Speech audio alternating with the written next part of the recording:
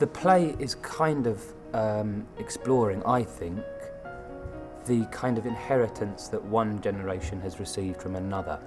I became very drawn to the idea of exploring how different you would be if you existed in a different society with its different conventions. A lot of the power of the play comes from its structure, the way that it alternates between 1958 and 2008. There's a kind of mirroring, a rippling effect, hopefully by the end of the play, that you hear both those time frames in one, combined in one. In 1958, there is a married couple, and they are Philip and Sylvia. The writer of the book she is currently illustrating comes over, and there is an immediate and sort of overpowering attraction between the two men, which then evolves into an affair.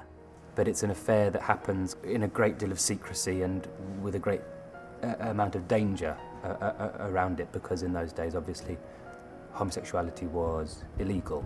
In 50 years later, the plot, which takes place in 2008, is the story of this couple, a gay couple, Philip and Oliver, who have just broken up because Oliver is pretty much addicted to promiscuous anonymous sex, and Sylvia is the best friend of both these men, and she's trying to sort of bring them together.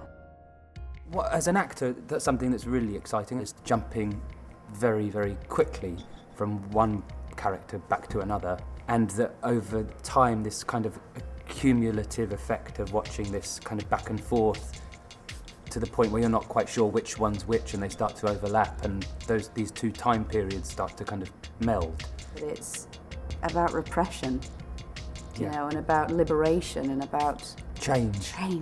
I think the play's very much funneled through the gay experience. We all feel love, and we all feel lust, and we all feel these very complicated dualities in us, and that is something that travels beyond the gay experience. We try to convey, and what the audience may take away from it, is just the complexities of the human spirit, really, and the necessity to be as honest with oneself as possible. I think it's a really important play.